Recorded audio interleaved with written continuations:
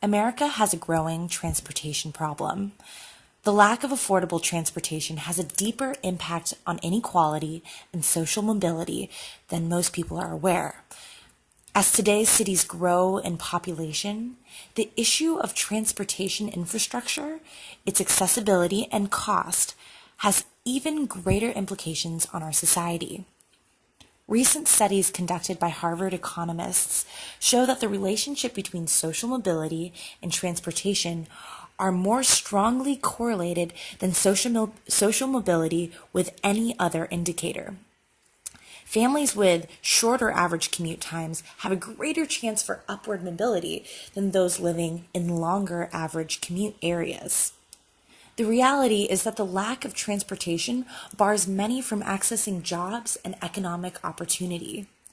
Citizens without access to reliable sources of transportation not only have limited job options, but are also challenged to gain access to education, healthcare, and housing. These factors all play a role in upward mobility. Understandably, investing in transportation infrastructure may not seem like the most intuitive or cost-effective approach to fighting poverty. However, transportation is a fundamental issue separating the wealthy from the poor, and long-term investment is crucial to fighting these systemic problems. First, let's take a look at the effect of transportation in our changing world. Here's a graph displaying Zipf's law, a mathematical phenomena that is often observed in data. The law states that the size is inversely proportionate to rank.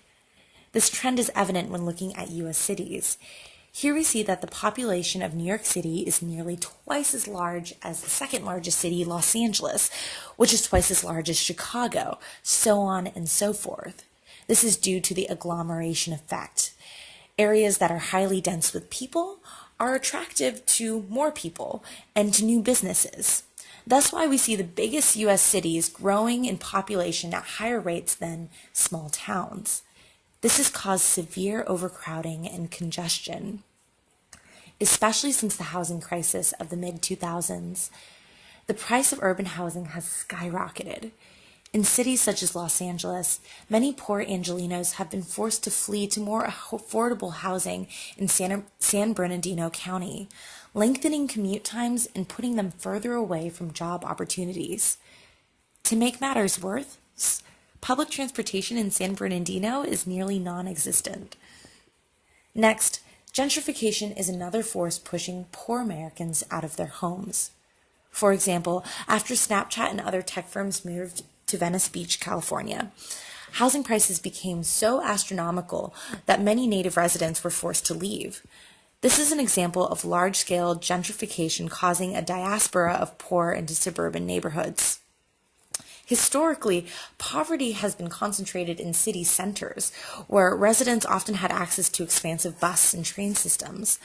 The problem with suburban poverty is that areas are usually not accessible by public transportation. Resultantly, suburban poor are forced to own automobiles in order to get to and from work. And according to AAA, the average cost of owning and maintaining a four-car sedan is approximately $8,000 a year. For someone living under the poverty line, the cost of owning an automobile is unrealistic and takes a huge dent in their paycheck. Despite the high cost of owning a car, the poor will often choose to take on this huge price tag since our current transit system is so unreliable.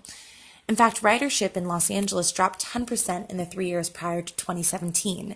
This is due to unreliable timetables, slow transit times, and inaccessibility. And even within city centers, public transportation does not equally service the poor. This is a map of poverty and public transit networks in San Francisco. Circled is a San Francisco district where 40% of the residents live under the poverty line. There is not one train stop in the entire district. The social mobility of these residents is hindered due to the lack of transportation. Furthermore, we also need to address the transportation problem from an environmental standpoint. Transportation pollution is enormous, affecting the air quality and health of cities and the greater natural world. The problem will only worsen as the population grows and as more people drive greater lengths to get to work. Fixing the transportation problem is no simple task. Solutions will need the firm support of politicians and policymakers, and of course, plenty of money. But to start, we need to make sure that we're investing our money and our time into the most beneficial solutions. In recent years, lots of money has been poured into bike share programs and driverless cars. However, these efforts disproportionately favor the rich. Here are some other solutions that would better help close the inequality gap. First, cities must ensure that urban housing remains affordable for the poor. If housing were affordable, less people would need to flee to suburbia.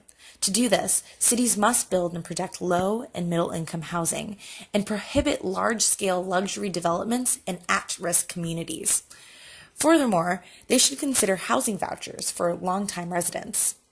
Second, cut or eliminate fares for public transit. Across the country, transit authorities have been hiking prices. This puts a heavy burden on the poorest of Americans.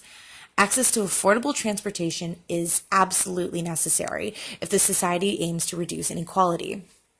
Third, recent policies have focused on short-term solutions and highway expansions.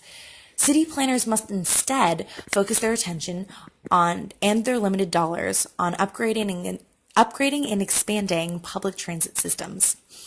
Our transit system must aim to be reliable and accessible to all. Finally, cities must now expand the network of public transit to reach suburban poor. Areas with high density of poor and little to no transportation need to be the target for future transportation investments. And in conclusion, the lack of accessible and affordable public transportation has a deep effect on inequality in U.S. society. It's true, there are many ways we could address the issue of poverty in America, but one of the first things on that list is to make sure that every American has a reliable means of going to and from work. Without addressing this fundamental need, we cannot solve the issues of inequality.